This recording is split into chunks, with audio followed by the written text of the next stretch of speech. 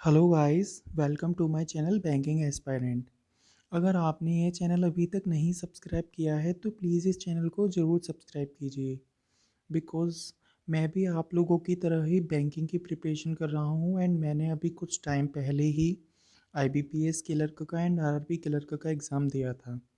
तो मैं आप लोगों से रिक्वेस्ट करना चाहता हूँ कि प्लीज़ आप लोग इस चैनल को ज़रूर सब्सक्राइब कीजिए और मुझे सपोर्ट कीजिए, जिससे मैं आपको कोई भी इंक्वायरी या फिर कोई भी नोटिफिकेशन होगा बैंकिंग से रिलेटेड तो मैं आप लोगों को अपडेट कर सकूं।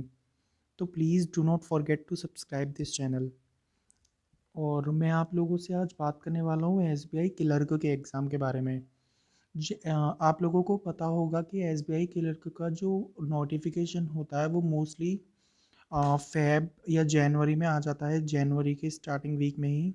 बट अभी तक कोई भी इंफॉर्मेशन नहीं आई है एसबीआई क्लर्क से रिलेटेड और ना ही कोई नोटिफिकेशन आया है अभी तक।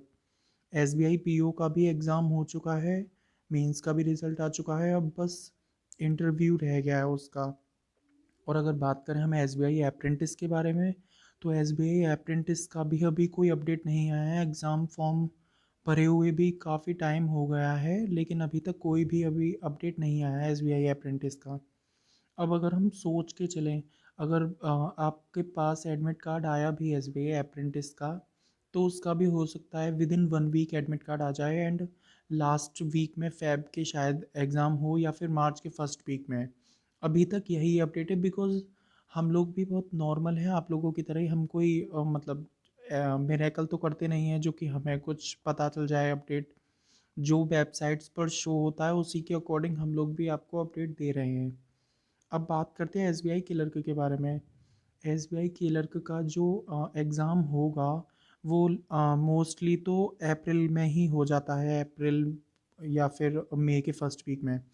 अगर हम देख के चलें तो अब जो एसबीआई क्लर्क का एग्ज़ाम हो सकता है वो जून में। बिकॉज़ अगर नोटिफिकेशन अगर अब नहीं आया तो फिर मार्च के मिड में आएगा और फिर 1 महीने 1.5 महीने का टाइम मिलेगा आपको एप्लीकेशन फॉर्म फिल करने के लिए, या फिर जो भी लास्ट डेट होगी उसको देख के। तो शायद जून में, और हो भी सकता है कि अगर जो एग्ज़ाम फॉर्म अगर निकले एप्लीकेशन फॉर्म अभी कुछ टाइम में ही 1 वीक में, तो हो सकता है कि 1 मंथ बाद ही एग्ज़ाम हो। तो आप लोग बस यही सोच कर चलिए कि आपके पास सिर्फ 1 मंथ है एसबीआई क्लर्क के एग्ज़ाम के लिए। बिकॉज़ नोटिफिकेशंस आप लोगों को पता होगा कि अभी 1 महीने में ही नोटिफिकेशन आता है, एग्ज़ाम भी हो जाता है और मेंस का भी एडमिट कार्ड आ जाता है। तो आप लोग अभी अपनी जो प्रिपरेशन है वो बिल्कुल बनाए रखिए और बिल्कुल भी उसे डिस्ट्रैक्ट मत कीजिए। बस मेरा यही कहना है कि आप लोग अपनी पढ़ाई पर पूरा फोकस रखें, और अगर आपका कोई भी सेक्शन वीक है तो आप लोग ज़्यादा से ज़्यादा मॉक टेस्ट दीजिए। और मेरे अकॉर्डिंग तो आप लोग अड्डा 247 ऐप कर सकते हैं अपने फ़ोन में, या फिर ग्रेड अप भी यू कर सकते हैं। बिकॉज़ दोनों ही बेस्ट ऐप हैं। और अगर आप चाहें तो कोई भी अदर वेबसाइट से आप लोग मॉक टेस्ट भी ले सकते हैं, अगर आप लोगों को अपनी प्रिपरेशन और भी अच्छी करनी है तो।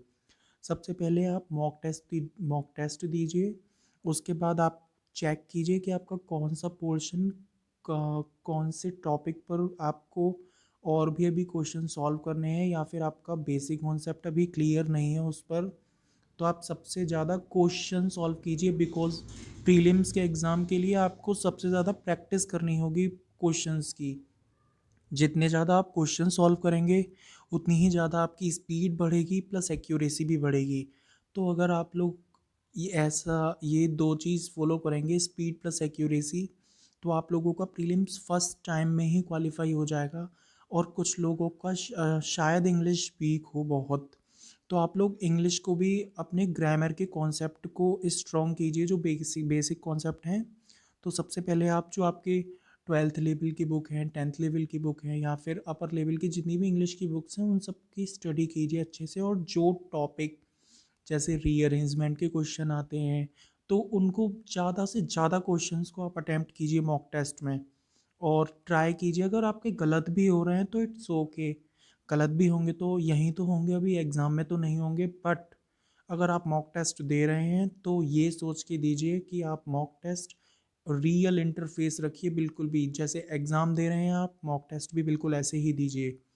तो आप लोग अच्छे से अपनी तैयारी कीजिए और मॉक टेस्ट ज़रूर दीजिए। बिकॉज़ मॉक टेस्ट नहीं देंगे तो आपको बिल्कुल भी एग्ज़ाम का इंटरफेस नहीं पता चलेगा।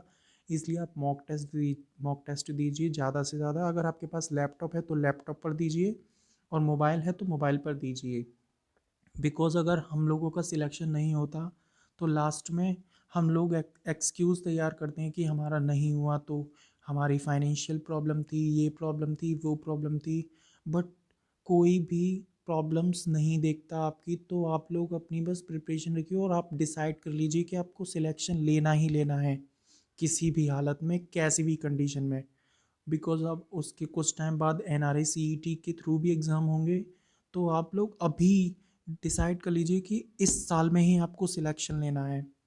तो बस मेरा यही कहना है। और प्लीज़ गाइज़, अगर आपने ये चैनल अभी तक नहीं सब्सक्राइब किया है तो प्लीज़ इस चैनल को ज़रूर सब्सक्राइब कीजिए। बिकॉज़ आप लोग भी मुझे अपना छोटा भाई ही मान सकते हैं।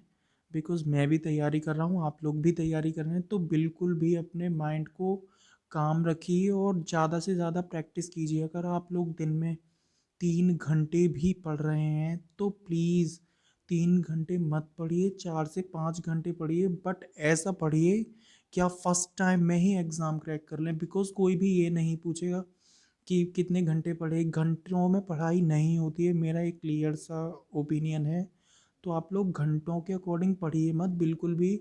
आप लोग 1 घंटे इंग्लिश को दीजिए, फिर थोड़ा सा रेस्ट कीजिए, फिर मैथ्स को दीजिए 1 घंटा, फिर एक थोड़ा सा रेस्ट कीजिए, फिर 1 घंटा दीजिए क्वांट्स को, इंग्लिश को। इन इस टाइप से सब्जेक्ट्स को आप अपना टाइम दें और डेली एक एक घंटा करंट अफेयर्स को भी दें। बिकॉज करंट अफेयर्स अगर आपका मेंस के लिए आप सिलेक्ट होते हो तो आप लोगों को बहुत ज़रूरी है कि करंट अफेयर्स भी आपको पहले से ही आने चाहिए।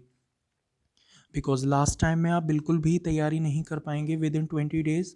सो बी प्रिपेयर्ड ऑलरेडी। इसलिए बस मेरा यही कहना है कि आप अपनी पढ़ाई को बिल्कुल भी इधर उधर भटकने मत दीजिए। तो बस पढ़ते रहिए। और आपने ये चैनल अभी तक नहीं सब्सक्राइब किया है तो प्लीज़ इस चैनल को ज़रूर सब्सक्राइब कीजिए। Thank you so much guys.